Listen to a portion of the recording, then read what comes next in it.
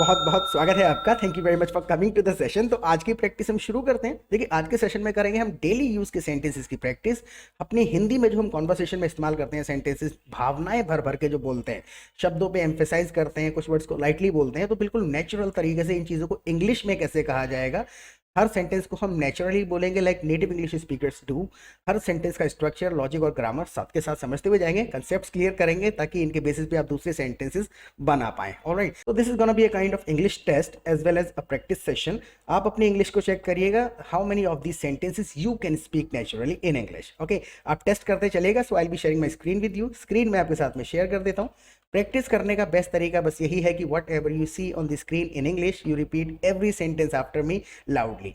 मेरे साथ में रिपीट करते चलिएगा, जिससे प्रोनाउंसिएशन की आदत पड़ेगी, वर्ड ऑर्डर याद होगा, जो कि 300 करीबन स्ट्रक्चर्स हैं। अगर ये स्ट्रक्चर्स आपको याद हो गए, वर्ड ऑर्डर याद हो गया, तो इनके बेसिस पे आप पूरी इंग्लिश बोल पाएंगे। तो मैं पॉपकॉर्न बनाने जा रही हूँ, कौन कौन खाएगा? बिल्कुल सिंपल सा क्वेश्चन है। मैं पॉपकॉर्न बनाने जा रही हूँ, कौन कौन खाएगा? बिल्कुल simple, I am gonna make popcorn. I am going to make popcorn जब कहा है, इसका मतलब सिंपल सा इतना है, she has already made the decision, she is going to make popcorn right now. Simple. I will make popcorn, मैं popcorn बनाऊंगी, फ्यूचर में कभी भी बना सकती, but I am gonna make popcorn का मतलब है कि अभी राइट नाउ मैं बनाने जा रही हूँ, तैयारी हो चुकी है। I am gonna make popcorn, who all want to eat, कौन कौन खाएगा? हु ऑल का मतलब है कौन कौन। एक बंदे से पूछें कि मैं पॉपकॉर्न बनाने जा रही हूँ, कौन खाएगा? I am gonna make popcorn, who wants to eat, single है, who wants to eat, who all want to eat, यानी कौन कौन खाएगा। राइट, अगर हमको किसी से पूछना पड़े मैं पॉपकॉर्न बनाने जा रही हूँ और तुम में से कौन कौन खाएगा, अब ग्रुप ऑफ पीपल है, 10-12 लोग बैठे हैं, हमको पूछना है कि तुम में से कौन कौन खाएगा। So I am gonna make popcorn, who all among you want to eat. Who all among का इस्तेमाल कर देंगे, तुम में से, ग्रुप में से, who all among you want to eat, तुम में से कौन कौन खाएगा। राइट, आपको अगर इसके बेसिस पे क्वेश्चन पूछना पड़े कि तुम में से कौन कौन दिल्ली जाएगा, तुम में से कौन कौन दिल्ली जाएगा, ग्रुप है 10-12 लोगों का, फ्रेंड्स का ग्रुप है, उसमें से आपको पूछना है तुम में से कौन कौन दिल्ली जाएगा।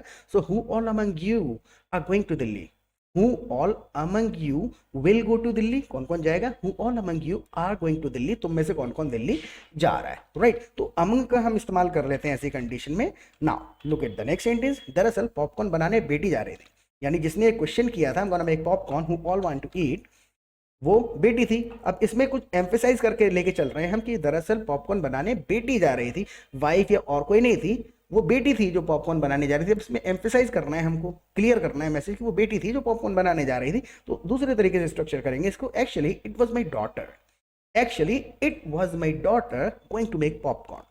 थोड़ा सा इसमें सेंटेंस को और ज्यादा क्लियर करना चाहें तो आप ऐसे कर सकते हैं, actually it was my daughter who was going to make popcorn. लेकिन हु वाज की जरूरत नहीं है वहां पर, actually it was my daughter going to make popcorn, वो बेटी थी जो पॉपकॉर्न बनाने जा रही थी। नाउ अगर आपको इसी के बेसिस पे एक सेंटेंस बनाना पड़े कि तुम ही तो हो जिसको मैंने 200 रुपये उधार दिए थे, तुम ही तो हो जिसको मैंने 200 रुपये उधार दिए थे, हाउ वुड यू से दिस इन इंग्लिश? इसी के बेसिस पे थोड़ा थोड़ा बनेगा सेंटेंस, आप कमेंट सेक्शन में लिखिएगा। Take a pause, don't be lazy at writing, participate करते चला करें, फीडबैक कोई सजेशन देते चला करें, कोई क्वेश्चन पूछना चाहते हैं तो कमेंट सेक्शन में आप पूछ सकते हैं। तो एक सेंटेंस आप बनाइए पहले कि तुम ही तो हो जिसको मैंने 200 रुपये उधार दिए थे।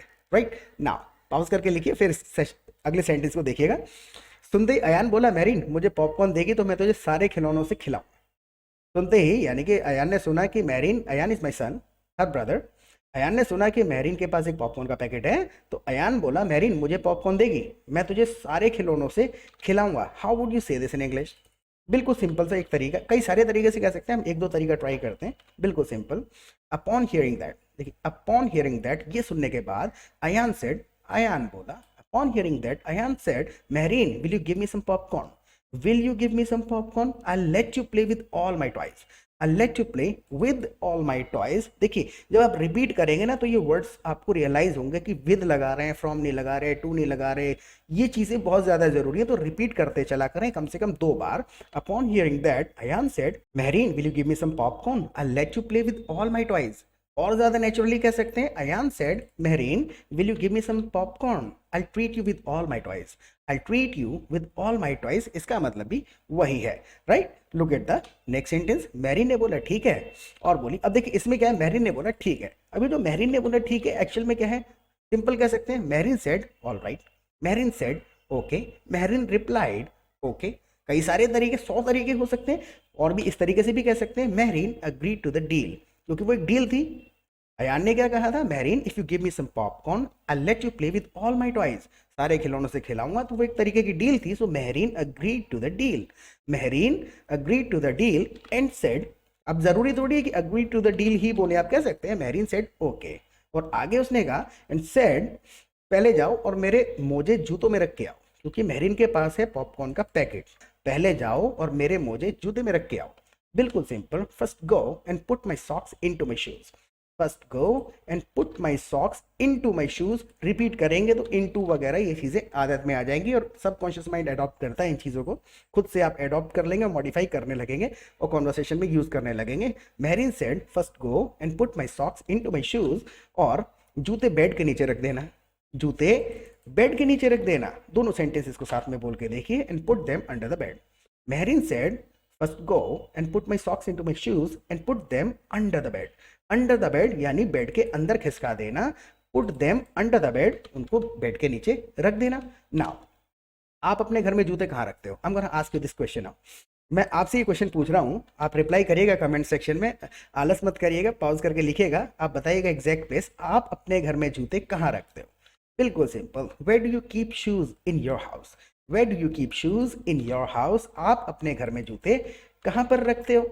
नाउ किसी सही जगह पे या हमारी तरह बेड के नीचे, किसी सही जगह पर या हमारी तरह बेड के नीचे। So do you keep them in the right place, do you keep them in the right place, right, इनका इस्तेमाल करेंगे, do you keep them in the right place or under the bed like we do, or under the bed like we do, we do जैसे हम रखते हैं, इसकी जगह पे आप ऐसे भी कह सकते हैं, do you keep them in the right place or under the bed like us जैसे हमारी तरह, और लाइक वी डू जैसे हम रखते हैं, राइट। तो ये सारी चीजें समझ में कैसे आएंगी? When you will listen to the English, जितना हो सके अंग्रेजी को सुनिए, अडॉप्ट करिए और कम्युनिटी को ज्वाइन कर लीजिए।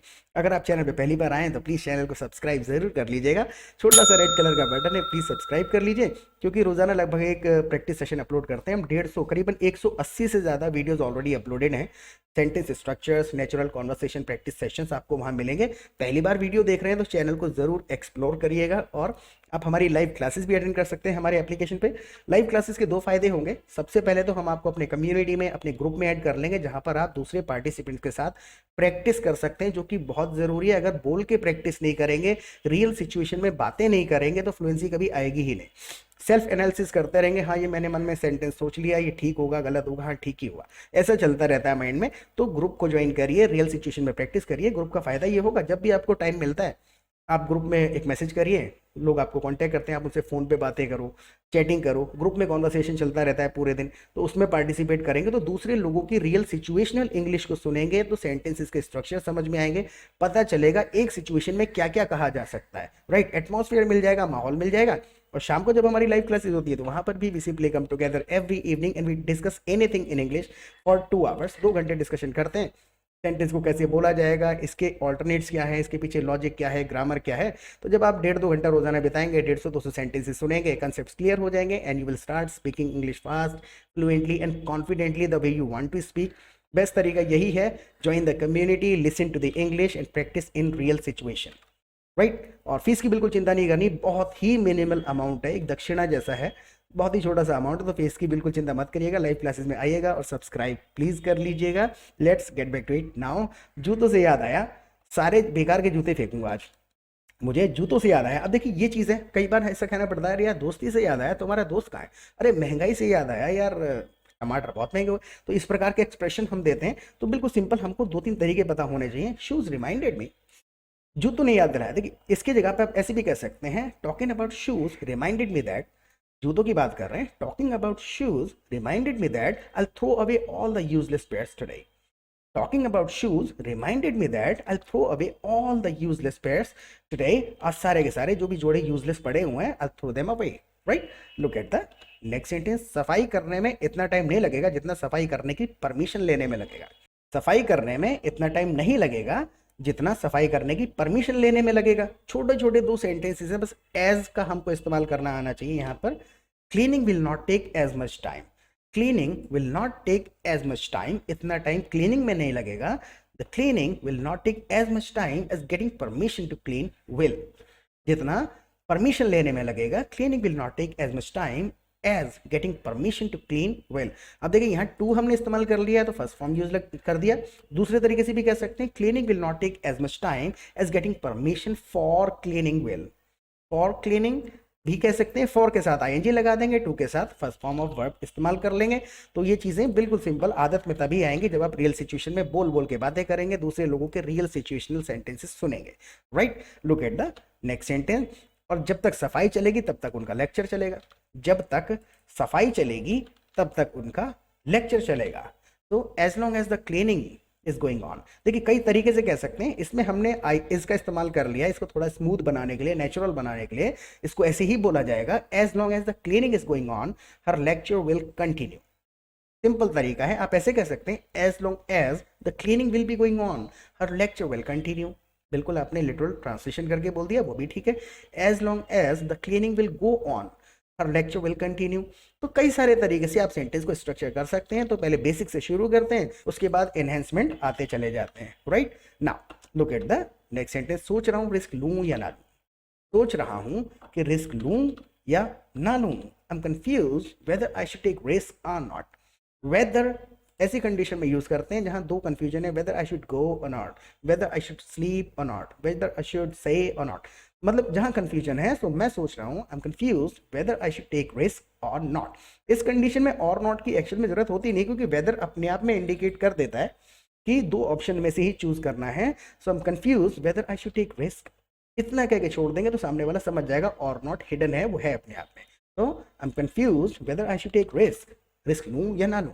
नाउ आप बताओ रिस्क लूं या ना लूं। अब ये क्वेश्चन है, आप बताओ रिस्क लूं या ना लूं। अब क्वेश्चन अगर हमको करना है, so you tell me should I take risk or not.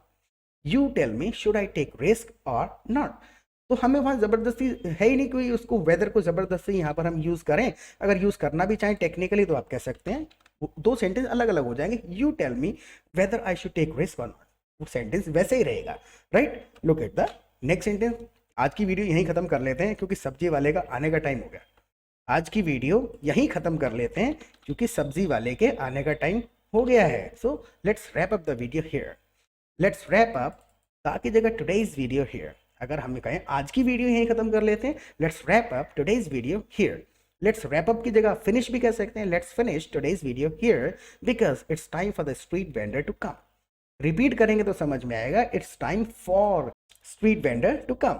Right, street vendor के आने का टाइम हो गया। देखिए रैप अप का मतलब है बिल्कुल सिंपल, किसी भी चीज का कोई भी काम कंटिन्यूअसली हो रहा है उसको खत्म करने की जब स्टेज की बात कर रहे हैं। लेट्स फिनिश का मतलब है लेट्स रैप अप। ये रैप अप जो है वो एक कैजुअल वर्जन है बस। So let's wrap up the video here because it's time for street vendor to come. Street vendor के आने का टाइम हो गया है। अब इसको स्ट्रीट वेंडर से एक्शन में लेना देना क्या है वीडियो का। एक्शन में क्या प्रॉब्लम है, चिल्लाता हुआ आएगा और वीडियो खराब कर देगा। वो आएगा तो चिल्लाता हुआ आएगा और वीडियो पूरी की पूरी खराब कर देगा। He will come shouting. जब वो आएगा ही विल कम शाउटिंग, चिल्लाता हुआ ही आएगा and ruin the video. He will come shouting and disturb the video. Words आपके ऊपर डिपेंड करते हैं, कोई भी आप यूज कर सकते हैं। He will come shouting and ruin the video, पूरी वीडियो बर्बाद कर देगा। और तब तक चिल्लाएगा जब तक हम उससे कुछ खरीद ना लें। घर के बाहर तब तक चिल्लाएगा जब तक हम उससे कुछ खरीद ना लें। बिल्कुल simple. And he keep shouting, चिल्लाता रहेगा। he'll keep shouting until we buy something from him. He will come shouting and he'll keep shouting until we buy something from him. जब तक कुछ उसे खरीद नहीं लेंगे तब तक चिल्लाता ही रहेगा। So let's wrap up the video here. आज का वीडियो यहीं खत्म कर देते हैं। सो 2-3 बार रिपीट करेंगे, वर्ड ऑर्डर आपको याद हो जाएंगे। These are not only sentences, these are sentence structures. 300-350 structures हैं, सिचुएशंस हैं, ये आपको समझ में आ जाती हैं तो पूरी की पूरी इंग्लिश नेचुरली आप बोल पाएंगे। तो इस सेशन के बारे में प्लीज़ फीडबैक ज़रूर दीजिएगा कि इन सेशन से आपको थोड़ी बहुत हेल्प मिल रही है या नहीं मिल रही है। और सब्सक्राइब ना किया हो तो प्लीज़ कर लीजिएगा। और I already given my WhatsApp number, आप लाइव क्लासेस में आइए, प्रैक्टिस करते रहें। फिर मिलेंगे एक नए सेशन के साथ। Till then bye.